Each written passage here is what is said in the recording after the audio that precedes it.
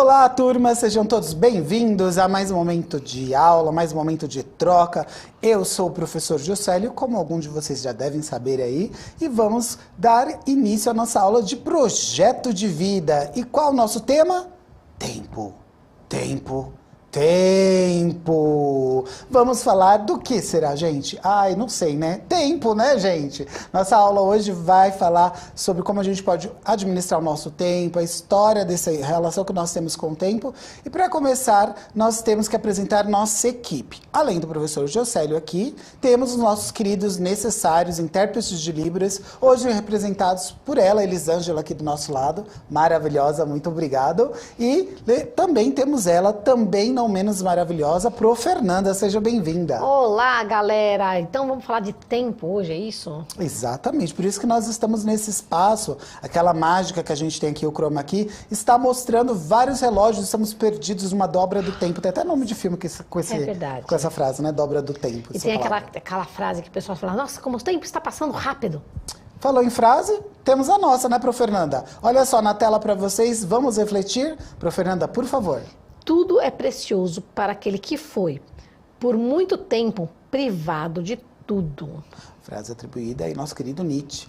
E aí, gente, será que o tempo é muito precioso para quem foi privado de algo, não conseguiu buscar aquele momento, aquela atividade, aquele objetivo? Eu acredito que sim, né, Prof. Fernando? O tempo, ele é muito necessário quando a gente fala de organização e administração do projeto de vida, né? É verdade, o tempo ele é sentido de maneiras muito diferentes, né? Quando a gente está lá na praia, tirando férias, ai, como passa rápido o tempo.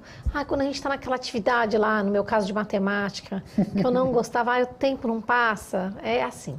Muito bem, é muito mais difícil, né, a gente lidar nas situações que não traz tanto prazer, é mais assim, a gente realmente exercer nosso protagonismo numa atividade necessária. E para as atividades de hoje necessárias, nós temos os nossos materiais. Olha só, competência, organização em foco. Temos o nosso lápis e caneta, o diário de práticas e vivências, o famoso diário de bordo de vocês. E o currículo em ação, volume 2. Nós estamos aí no segundo momento de projeto de vida para a gente realmente perceber como a gente pode administrar o nosso tempo. A Alfa, a nossa inteligência artificial, nossa IA, traz para a gente a competência e foco da aula. Olha só, imaginação criativa e organização. Eu adoro imaginação criativa, Prof. Fernanda. Eu gosto também. E sabe que lembrando de organização e tempo, a gente tem que lembrar vocês uma coisa. Você já se organizou para fazer a avaliação socioemocional? É isso? Aquela avaliação de superpoderes? Bem dito, bem Começou dito. dia 30. Muito bem, Prof. Fernanda. Vai até o dia 18. A gente está meio que no meio. Tem tempo ainda, tem um tempinho, mas já também passou um tempinho aí para trás. Mas não perde tempo, não deixa para a última hora, não. Já corre lá para fazer? Exatamente, temos essa semana aí para vocês desenvolverem a organização de vocês e realizarem o preenchimento das rubricas, né, a autoavaliação das competências socioemocionais. E para entender o nosso tempo, nós temos a história do relógio na tela para vocês agora. Olha só. Medir o tempo tem sido uma das necessidades humanas mais importantes desde os tempos antigos. Alguns historiadores afirmam que o primeiro relógio mecânico da história foi criado pelo monge budista Haixing em 725 a.C. Esse fato foi muito alterado durante a Revolução Industrial, época em que se tornou necessário mensurar com precisão a jornada de trabalho dos trabalhadores. Olha só, então, de acordo com a necessidade humana de realmente se organizar, é que a gente tem a evolução, né, a organização da construção do relógio, né, Prof. Fernanda? É verdade, mas que tipo de construção de relógio será que era? Porque existem relógios de tempo, existem vários tipos. Tem relógio de flor, que eu já sei, a flor abre só naquele horário. E a gente já sabe que são 11 horas, até chama 11 horas a flor. Muito bem, ó. Para ilustrar a fala da Prof. Fernanda, temos um vídeo falando sobre o relógio solar, como a gente pode trabalhar com essas informações. Na tela para vocês. Não há relatos de quem construiu essa invenção. Mas é certo que os primeiros seres humanos, na pré-história, já observavam a sua sombra projetada quando caminhavam ao ar livre. Mais tarde, os egípcios e babilônios deixaram relatos desse fenômeno através da observação do Sol e das diferenças do tamanho das sombras produzidas ao longo do dia. A partir dessas observações, nascia o relógio de sol. Hoje em dia, ele ainda pode ser visto por aí, construído como decoração. O mais legal é que a partir da sua observação dá para aprender um pouco mais a respeito da astronomia e matemática. Mas para que ele funcione com precisão, é necessário estar atento para alguns. Olha só, gente, ilustrou um pouquinho como a gente se relaciona com a contagem do tempo, do nosso dia, como a gente pode organizar, né, essa possibilidade da iluminação solar dentro das nossas horas, porque antigamente a gente tinha algumas atividades que só poderiam ser feitas durante o dia. Hoje, com a tecnologia, a gente tem aí uma administração mais fácil do tempo, porque a todo momento a gente tem a possibilidade de iluminação, né? Mas, antigamente, a gente tinha que administrar muito bem o tempo, né, pro Fernanda? É verdade, gente. Organização, a palavra organização e tempo tem tudo a ver. Como você se organiza com o tempo. Mesmo que o professor Juscelio tenha falado, oh, nós temos bastante tempo, hoje você pode estudar à noite, sim, mas o ideal é ter uma separação bonitinha, né? De dia eu vou à escola, à tarde estudo, tenho um período para dar uma descansada, fazer coisas que eu gosto, janto e durmo, ou vice-versa, se organizar, né? Para não trocar o dia pela noite. Isso não faz muito bem, não. Porque senão a gente acaba se perdendo aí no tempo. E, falando em não se perderem no tempo, nós temos um momento de protagonismo juvenil. A hora de vocês, estudantes, realizarem as atividades propostas, tá certo? E a atividade de hoje são as situações de aprendizagem 1 e 2. A primeira situação, a 1, ela diz assim: nossa, quanta coisa para fazer, cadê o tempo que estava aqui? E a segunda, ela traz a seguinte informação: eu tenho um sonho, eu tenho uma visão, minha vida após o 9º ano. Então a gente junta aí a necessidade da gente organizar o nosso tempo, na nossa agenda aí do dia a dia e também desenvolver o próximo passo, né, para o que vem à frente, aí, os novos desafios. A atividade, ela dá algumas dicas. Olha só, primeira atividade propõe aí, tempo, tempo, tempo, que é inclusive o nome da nossa aula. Estudantes, se organizem em roda de conversa com seus colegas e seu professor para juntos discutirem sobre a questão do tempo em sua vida e no seu cotidiano escolar. Prestando aí atenção nos questionamentos do seu professor, aproveite para rever a sua organização se ela está ocorrendo conforme planejado. Já a atividade número 2 do caderno, além dessa conversa, ela pede o seguinte: ao término dessa atividade, cada estudante representará numa folha de papel de sulfite a proporção de tempo gasto na semana com as atividades escritas na tabela. Então, a gente vai transformar isso tudo em informação nessa folha de sulfite.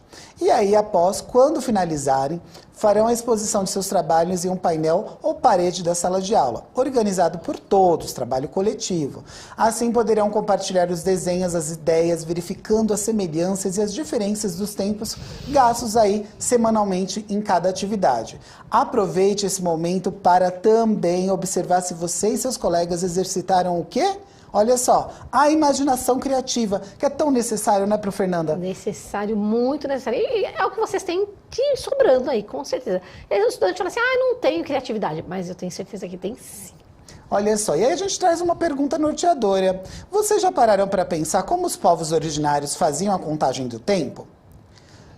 Eles não dividiam o dia em horas. Algumas tribos, como os guaranis, conheciam suas estações através do sol, das chuvas, né? Os caingangues do sul do Brasil contavam até 10 dias passados ou futuros, usando 10 dedos das mãos, né? O nin, que significava mão, e tem, que quer dizer som. Então, através dessas possibilidades, dessas contagens diferentes, a gente já tem como cada cultura, como cada povo pode, dentro da sua idealização, da sua forma, organizar a gestão do tempo, né, pro Fernanda? É verdade. Inclusive, você pode perguntar para os avós, para os mais velhos, como que eles contavam o tempo aí. Você vai escutar cada coisa interessante. Olha só, e uma curiosidade é que o calendário indígena, ele foi criado por professores também indígenas. Você sabia disso, Prof. Fernanda? Não, não sabia. Muito legal, né? Porque aí a gente tem mais uma vez o protagonismo dos professores, como é importante também dentro da cultura dos povos originários. E nós temos um vídeo que vai ilustrar um pouquinho dessa fala pra gente agora, falando um pouquinho sobre o conhecimento dos povos originários. Na tela para você.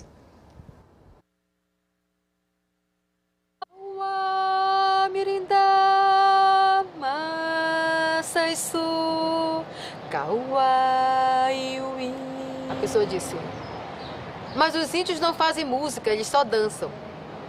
Eles só batem o pé. Os índios não fazem música, eu fiquei pensando.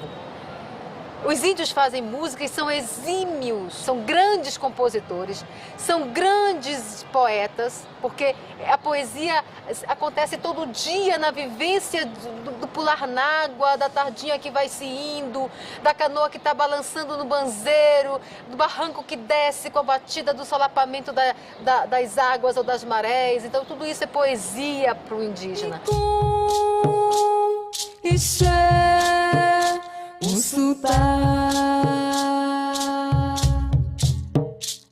Sani supitashi raritama Sanine ritama. De uma forma geral, os povos indígenas eles são frutos da oralidade. Todos os ensinamentos eram passados através de contação de histórias. Quando você entende, compreende e passa a saber a história de quem lhe gerou, você passa a conhecer e a entender sua própria história, o seu modo de vida, de pensar, de sentir. A sociedade brasileira, ela tem pouco conhecimento sobre os nossos povos. Esse é um dado que precisa estar muito claro quando a gente fala em conscientizar a sociedade brasileira sobre os povos indígenas. A literatura ela tem um papel assim, militante, fundamental, importantíssimo no esclarecimento desses equívocos todos. Então, eu costumo dizer que a literatura que nós fazemos, que nós produzimos, uma literatura engajada, porque ela tem um papel fundamental em transformar um pensamento equivocado num pensamento real. Muita coisa do que foi escrita sobre os povos indígenas foi sempre escrita por um olhar de pesquisador, de alguém que vem de fora, de alguém que vai estudar. Hoje, através dos livros, através do advento da literatura indígena, desse movimento que já acontece aproximadamente uns 30 anos, nasceram os escritores indígenas que estão escrevendo a sua própria história, que estão escrevendo a história do seu povo. A literatura, os livros não é uma tecnologia dos povos indígenas, mas podemos muito bem nos valer dela para que ela seja um instrumento a mais de preservação da memória dos nossos povos. Nossa, que bacana, hein, gente? Esse vídeo ilustra muito a relação que cada comunidade, que cada população, ela realmente se relaciona de forma diferenciada, de acordo com as suas necessidades com o tempo, né, Prof. Fernanda? Lembrando que preservação da memória também é tempo, também é preservar o nosso tempo. Exatamente, a gente já coloca isso no nosso dia a dia. Por exemplo, se vocês vão realizar algumas atividades e se não tem um momento de organização e alguém que dedica um tempo para fazer o registro, a gente perde a memória, a gente perde realmente as informações tão importantes como o próprio vídeo diz, né? A relação poética, a construção que a gente tem de cada civilização, de cada povo, né, de cada população aí dentro da nossa história, do nosso país. Continuando na situação de aprendizagem 2, olha só, eu tenho um sonho, eu tenho uma visão, minha vida após o 9º ano, um pouco da minha história. Então, o estudante nessa atividade, você terá a oportunidade de escrever um pouquinho da história da sua vida. Imagine ter em mãos o livro da sua própria vida. Feche os olhos e tente visualizar o primeiro capítulo do seu livro. Narre para você contando para si mesmo a sua própria história e tome como base as respostas das questões abaixo. Olha só, a primeira dica que dá. Quem é você? Quais são seus pontos fortes e fracos? Quais são os valores que te guiarão na construção do seu projeto de vida? Quais são suas aptidões?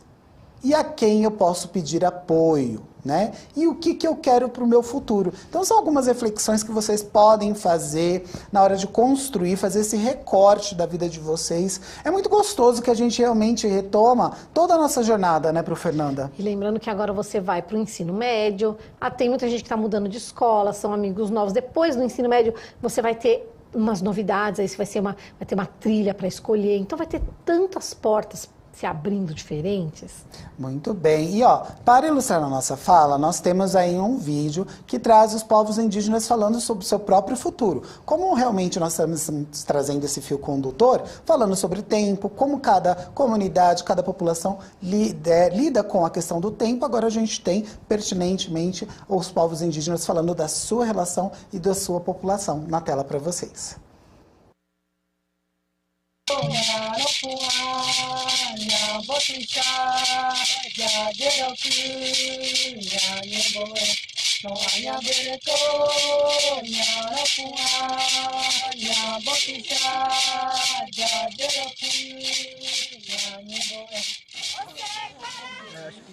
Outra coisa, acho que pro jovem, né, tem que ter uma coisa que chama a atenção, que o jovem gosta.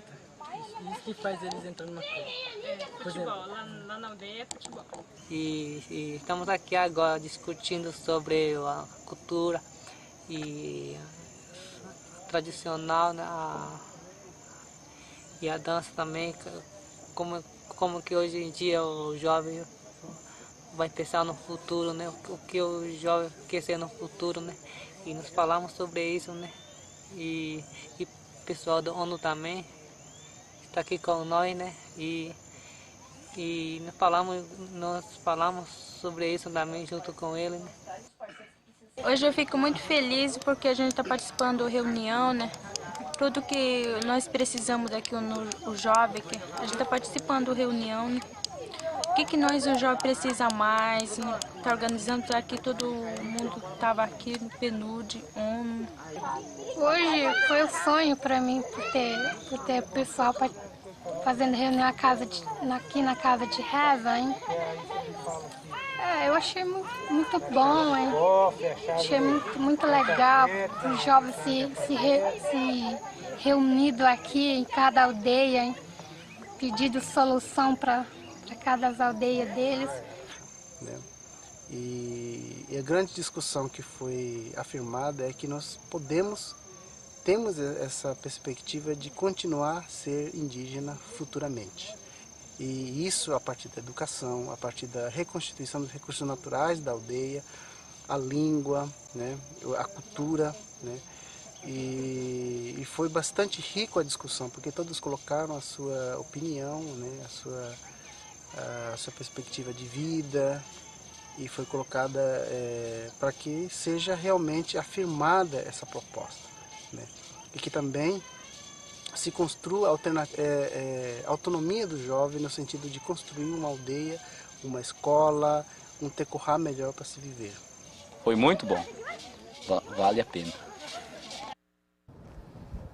Vale a pena, turma, vale a pena você realmente também fazer um recorte da sua vida, realmente trazer ali as suas vivências. Aí você se pergunta, professor, nossa, mas eu não tenho tanta coisa assim que aconteceu na minha vida, acho que tá faltando um pouco de assunto. Busca, gente, busca, que eu tenho certeza que cada um de vocês é uma fonte, assim, muito rica de trazer possibilidades de troca, de experiências que alguns colegas também estão passando, ou que passarão, ou que também têm os mesmos anseios, as mesmas vontades, os mesmos desafios. São momentos e projetos de vidas que acabam se conectando durante esse processo, né, professora Fernanda? Isso mesmo. Caso você não queira falar da sua vida inteira, setoriza.